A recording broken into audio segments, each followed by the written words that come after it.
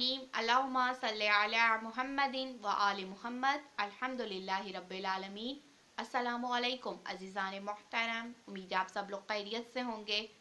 खुदावंद आलम से दुआ दरख्वास्त है कि वो हमारे आखिरी इमाम मेहदी अलैहिस्सलाम का जल्द अज जल्द ज़हूर फरमाएँ, हमारा शुमार इमाम के हामियों और नासरों में हो, आमीन या रब्बिल आलमीन।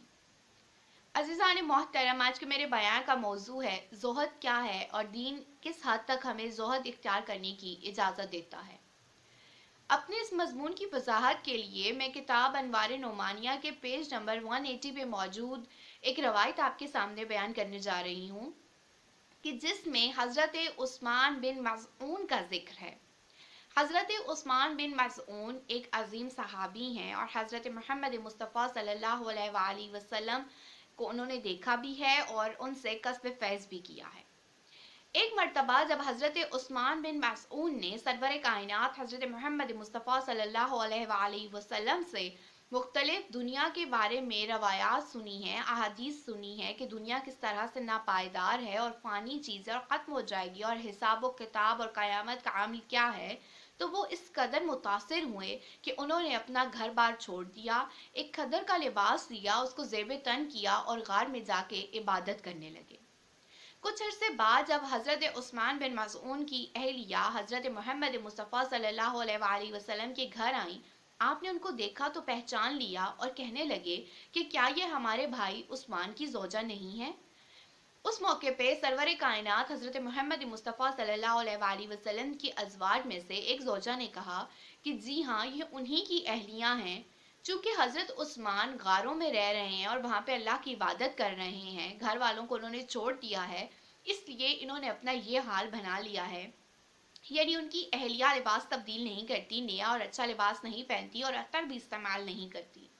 ये सुनना था कि हज़रत मोहम्मद मुस्तफ़ा सल्लल्लाहु अलैहि वसल्लम सख्त नाराज़ हुए और फ़ौरन घर से मस्जिद नबी की जानिब रवाना हो गए। आप इस आलम में थे कि आपकी आवाज़ ज़मीन पे लग रही थी और आपने फ़ौरन हुक्म दिया कि हज़रत उस्मान बिन मज़ऊन को हाजिर किया जाए। आप मस्जिद नबी के मिंबर पे तशरीफ़ फरमाते और जब हज़रत उस्मान बिन मज़ऊन आ चुके तो आपने खुद पर इरशाद करना शुरू किया।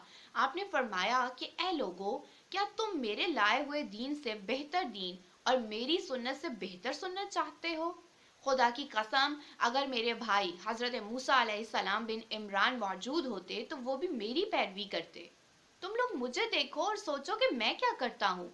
मैं रोज़े भी रखता हूँ और कभी नहीं भी रखता, नमाजें भी अदा करता हूँ और तहज्जुद भी पढ़ता हूँ। मेरी बीवियाँ भी हैं, मैं खाना भी खाता हूँ और पानी भी पीता हूँ। और इसके बाद आप हज़रत उस्मान बिन मज़ऊन की तरफ मुतवज्जो हुए और कहने लगे कि अल्लाह को तुम्हारे इस खदर के लिबास की ज़रूरत नहीं है, इसको उतारो, अपने घर वापस जाओ, अपने अहलो अयाल के हकूक़ व फ़राइज़ को पूरा करो। हज़रत उस्मान बिन मज़ऊन ने जब ये सुना तो फ़ौरन अपने घर वापस चले गए और सरवर कायनात हज़रत मोहम्मद मुस्तफ़ा सल्लल्लाहु अलैहि वसल्लम के फरमान के मुताबिक ज़िंदगी बसर करने लगे। ये जो खुतबा हज़रत मोहम्मद मुस्तफ़ा सल्लल्लाहु अलैहि वसल्लम ने इरशाद फरमाया था, उस वक्त के लिए हज़रत उस्मान बिन मज़ऊन से मुखातिब थे, मगर दर हकीकत ये हम सब इंसानों के लिए एक मैसेज है। यानी अल्लाह रब्बुल इज़्ज़त हमसे ये नहीं चाहता कि हम गारों में चले जाएं और वहाँ जाकर उसकी इबादत करने लगे और दुनिया से बिल्कुल कट ऑफ हो जाएं। और अल्लाह ये भी नहीं चाहता कि हम दुनिया में इतने मगन हो जाएं कि अपने खालिक हकीकी को भूल जाएं। हमें इस दुनिया में रहते हुए, तमाम रिश्तों को निभाते हुए, अपने तमाम तर हकूक़ व फ़राइज़ को अदा करते हुए अपने खालिक हकीकी की इबादत करनी है और इस हाल में इस दुनिया से जाना है कि हम अपने तमाम तर फ़राइज़ को भी अच्छी तरह से अदा कर चुके हों और अल्लाह रब्बुल इज़्ज़त की इबादत और रियाज़त भी कर चुके हों।